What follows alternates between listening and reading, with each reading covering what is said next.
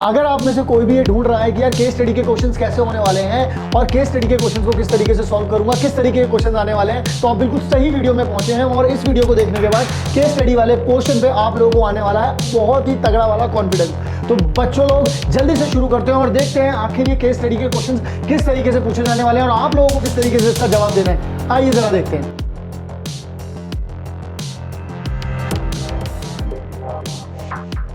Hello बच्चा लोग, क्या हाल चाल है आप सभी लोगों के? आप लोग बढ़िया हैं या नहीं है? अगर बढ़िया नहीं है तो क्यों नहीं हो यार, तुम्हारा भाई तुम्हारे बीच आ चुका है। तो जल्दी से हम लोग शुरू करते हैं हमारा जो केस स्टडी वाला पोर्शन है, क्योंकि आप लोग काफ़ी परेशान हैं। तो परेशान नहीं होना है, क्योंकि हम लोग यहाँ पर आप लोगों के लिए लेकर के आ गए हैं बहुत ही बेहतरीन सीरीज़ जिसका नाम है तैयारी। अरे भाई लिख जा भाई मेरे, तैयारी जीत की। और इस जीत की तैयारी में मैं यानी कि केल्विन तुम्हारे साथ है, ठीक है ना। तो चलिए बच्चा लोग, हम लोग शुरू करते हैं क्वेश्चंस को। तो चलिए सबसे पहले देखते हैं हमारा पहला क्वेश्चन क्या है। भाई केस स्टडी है, ये सेक्शन 2 होने वाला है आप लोगों के पास। ये बात है तो हर बच्चा जानता है अब। तो जल्दी से आ जाते हैं हमारे मेन बात पर। मेन बात क्या है? मेन बात कुछ इस तरीके से है, इस पूरे के पूरे डायग्राम को अच्छे से समझ लेना है, देख लेना है और फिर एक एक करके इससे रिलेटेड ही जवाब आप लोगों को देने होंगे। एक्चुअली मैंने जितनी स्टडी की इस चीज़ को लेकर के, क्योंकि मैंने ये वाला बेसिकली आप लोगों के सैम्पल पेपर में भी आप लोगों ने देखा होगा, लेकिन क्योंकि मैंने ये पूरी की पूरी सीरीज़ बना रहा हूँ तो ये आपके सैम्पल पेपर का भी है। और क्योंकि इसी तरीके के क्वेश्चन आने वाले हैं तो पहला पार्ट जो है वो सैम्पल पेपर का, और भी इसके पार्ट्स आएंगे जिसमें और इससे रिलेटेड और भी डिफरेंट तरीके के हम लोग आप लोगों के लिए जो है वो क्वेश्चंस लेकर के आते रहेंगे। Let's see this. तो हम लोगों से बोल रहा था the diagram shows the planes for a sunroof, ठीक है जी। it will be built on the wall of house.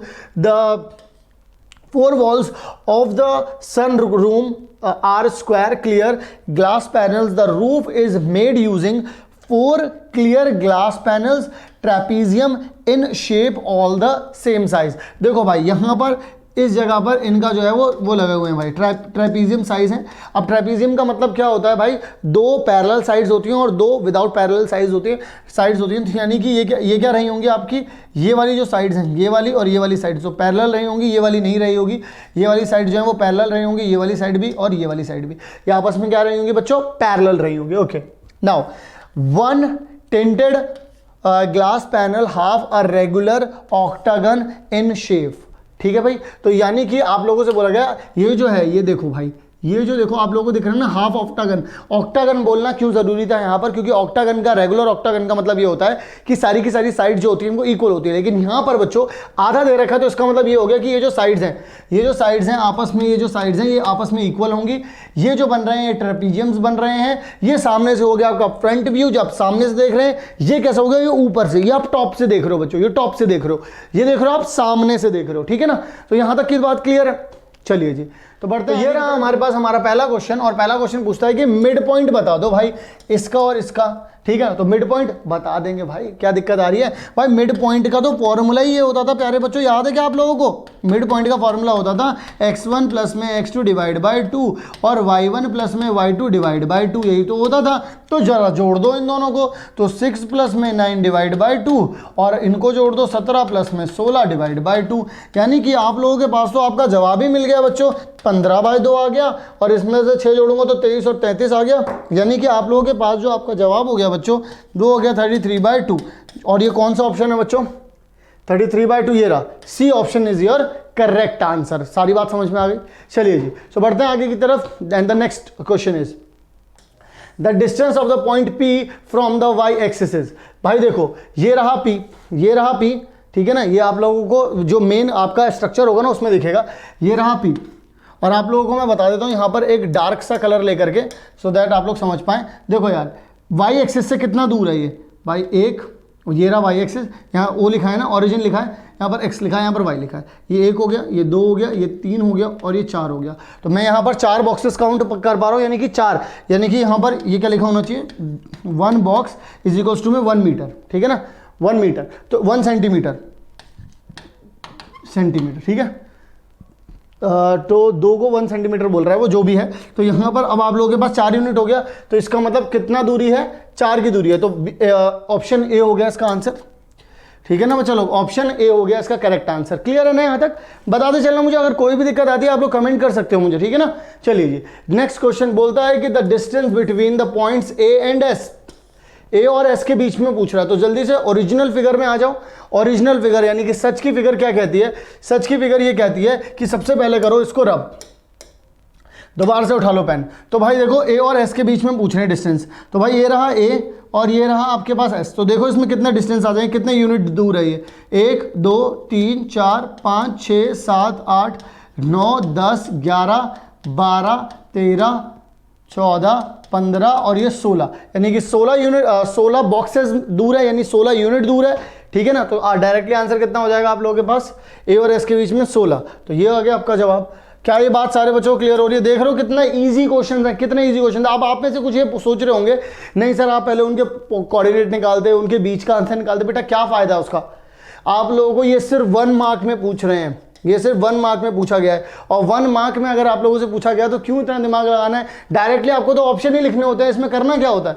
इसमें तो सिर्फ ऑप्शन लिखने होते हैं प्यारे बच्चों, है ना। समझ में आ रही है बात? चलिए जी बढ़ते हैं आगे की तरफ और देखते हैं हम लोग यहाँ पर कि हम लोगों से बोला गया find the coordinate of the point in which divides, जो कि ए और बी को इस रेशियो में डिवाइड कर दे। तो पहले मुझे ए और बी पता होने चाहिए, उसके लिए मुझे दोबारा से शुरू वाले इस पे जाना पड़ेगा। तो मुझे ए पता होना चाहिए। ए कितना है बच्चों? देखो यार ए अगर देखा जाए यहाँ से, ए को अगर तुम लोग ध्यान से देखोगे तो ए यहाँ से तो बस सिर्फ एक ही डिस्टेंस चला है और इधर से ऊपर चला गया। तो वाई में कितना चला? 1 2 3 4 5 6 7 8, तो यानी कि कितना हो जाएगा? 1 और 8। पहली बात 1 और 8 हो गया तुम्हारे पास ए। बी की बात कर लो, बी कहाँ है यहाँ पर? ज़रा देखो भाई 1 2 3 4 5, ये रहा बी, 5 दूर है यहाँ पर, यानी कि एक्स में 5 चला। अच्छा वाई में कितना चला है? यहाँ तक 8 था, 9 और ये 10, यहीं पर है ना, देखो यहीं पर तो है ये, इसी में ये, तो इसका मतलब 10 हो गया। तो 5 और 10 हो गया। ये कितना आ गया बच्चों? ये बी आ गया। तो पहली बात तो ये हो गई कि 1 8 हो गया आप लोगों के पास ए, और 5 10 हो गया आप लोगों के पास कितना? बी। तो 1 8 आ जाइए ज़रा 1 8 के बारे में बात कर लेते हैं। तो 1 8 हो गया और 5 10 हो गया। ये आपके पास हो गया बच्चों ए, ये आपके पास हो गया बी। यहाँ पर कोई बीच में एक पॉइंट है जो शरारत कर रहा है और यहाँ पर ऐसा कुछ आ रहा है। तो बेटा नया पॉइंट निकालने के लिए नया पॉइंट ए और बी मान लो, कुछ भी, कोई ए मान लिया, कोई आपने बी मान लिया। तब क्या करेंगे भाई सिंपल सा तरीका होता है, m इंटू में x2 प्लस में n इंटू में x1 अपॉन में m प्लस n, है ना, और m इंटू में y2 प्लस में y1 इंटू में n अपॉन में कितना आ जाएगा? m प्लस n, यही आ जाएगा। तो चलिए बच्चा लोग ए की वैल्यू कितनी हो जाएगी जल्दी से देख लेते हैं। इसकी मल्टीप्लाई 3 की मल्टीप्लाई 1 में करूँगा, देखना ज़रा बच्चों, 3 की मल्टीप्लाई मैं 1 में कर रहा हूँ। एवरीवन ध्यान से देखेंगे, 3 की मल्टीप्लाई 1 में कर रहा हूँ तो यहाँ आ गया 3, और 1 की मल्टीप्लाई 5 में कर रहा हूँ तो यहाँ पर बच्चों आ जाएगा आप लोगों के पास कितना? 5 आ जाएगा। यहाँ पर प्लस 5 आ गया, डिवाइड बाय कितना होने वाला है? इन दोनों को प्लस कर दो तो यहाँ पर 4 आ गया। तो अल्टीमेटली 8/4 कितना कैंसिल हो गया? यहाँ पर आ गया 2। और बी की वैल्यू कितनी हो जाएगी प्यारे बच्चों? बी की वैल्यू हो जाएगी ये गया 8 के पास, तो 8 से 24 हो गया, प्लस में ये गया यहाँ पर 10 के पास, तो कितना आ गया? 10 आ गया, डिवाइड बाय 4 हो गया, यानी कि 34 आ गया। और आप लोगों के पास कितना हो जाएगा प्यारे बच्चों? कैंसिल करोगे इसको तो कैंसिल करते ही यहाँ पे मिलेगा 8.5 मिलेगा। तो यहाँ पर आप लोगों के पास 2 और 8.5 कहाँ पर आ रहा है? ए आ रहा है 2 और 8.5, ये कहाँ पर आ रहा है प्यारे बच्चों? ये तो डी पे आ रहा है, तो यानी कि D is your correct answer. तो यहाँ पर हम लोगों ने इसका भी पूरा का पूरा सारांश जो है वो निकाल लिया। चलिए जी आगे की तरफ बढ़ते हैं। एक और नेक्स्ट क्वेश्चन आ गया आप लोगों के पास, इसी में 5 क्वेश्चन थे ना। तो एक्स और वाई बोला है, if X Y is equidistance from 9 8 and 17 8। भाई इसका मतलब वो ये बोलना चाह रहे हैं कि ये एक पॉइंट है एक्स वाई, ठीक है ना, यहाँ से यानी कि 9 8 से, और यहाँ से यानी कि 17 और 8 से, ये जो है वो इक्वल डिस्टेंस पर है। यानी कि अगर मैं डिस्टेंस निकालूं इन दोनों के बीच का, यानी कि अगर मैं x माइनस 9 का होल स्क्वायर कर दूं प्लस में y माइनस 8 का होल स्क्वायर कर दूं, ये डिस्टेंस निकाल लिया मैंने इसके बीच का, ये बराबर हो जाएगा प्यारे बच्चों किसके? ये बराबर हो जाएगा अगर मैं इसका कर दूं, यानी कि x माइनस में 17 का होल स्क्वायर कर दूं मैं, और यहाँ पर कितना कर दूं? प्लस में y माइनस में 8 का मैं क्या कर दूं? होल स्क्वायर कर दूं। ये बात यहाँ पर वो बोल रहे हैं कि ऐसा कुछ हो जाएगा, इन दोनों में 8 लिखा हुआ है। तो मैं क्या करूँगा? स्क्वायरिंग बोथ साइड करूँगा तो कितना आ जाएगा? x माइनस में 9 का होल स्क्वायर प्लस में y माइनस में 8 इसका whole square is equals to में x माइनस में 17 का होल स्क्वायर प्लस में y माइनस में 8 का होल स्क्वायर। पहली बात तो दोनों जगह मुझे ये चीज़ दिखी, मैंने इसको इससे कैंसिल कर दिया क्योंकि ये दोनों सेम थे, तो मैं स्क्वायर करने में टाइम वेस्ट नहीं करने वाला क्योंकि ऑलरेडी ये मुझे 1 नंबर का दे रखा है। 1 नंबर में ज़्यादा टाइम वेस्ट नहीं करना है बच्चों। मैं खुद कोशिश कर रहा हूं कि आप लोगों को बिल्कुल टाइम बचा करके इस वीडियो को बनाऊं, ठीक है ना। तो आप जरा देखिएगा यहां पर दोनों जगहों पर क्या क्या चीज़ें बची हुई हैं आपके पास। तो आपके पास आ जाएगा बच्चों कितना, एक्स का स्क्वायर प्लस में 81 माइनस में 18x इज इक्वल्स टू में आपके पास कितना आ जाएगा, एक्स का स्क्वायर प्लस में 17 का स्क्वायर हुआ है तो 289 आ जाएगा। कितना आ जाएगा बच्चों, 289 आ जाएगा। और यहाँ पे 17 यानी कि माइनस का 34x आ जाएगा। तो एक्स स्क्वायर से तो एक्स स्क्वायर कैंसिल ही हो जाना है बच्चों, और ये चीज़ यहाँ आ जाएगी तो यानी कि 34x माइनस में 18x हो जाएगा। और यहाँ पर 289 माइनस में 81 हो जाएगा बच्चों 289। तो यहाँ पर मैं एक बार दोबारा से इसका स्क्वायर करके देख लूँ, वरना कहीं अगर गलती हो गई हम लोगों से तो मैं खुद को माफ़ नहीं कर पाऊँगा, क्योंकि कैलकुलेशन करने के बाद गलती सहन नहीं होती। तो 289 हो गया। तो यहाँ पर 34 में से बच्चों 18 गए तो आप लोग सभी लोग जानते हैं कि हमारे पास आ जाएगा 16x इज इक्वल्स टू में 9 में से 1 गया तो 8 बचा, और 8 में से 8 गया तो 0 बचा, और यहाँ पर आ जाएगा 208 बच्चों।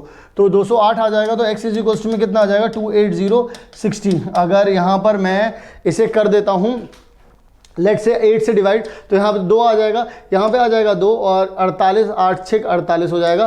तो यहाँ पर आ जाएगा 13। तो x इज इक्वल्स टू में 13, ये रहा आंसर, ये आ रहा है बच्चों, x इज इक्वल्स टू में 13 आ रहा है, ठीक है ना।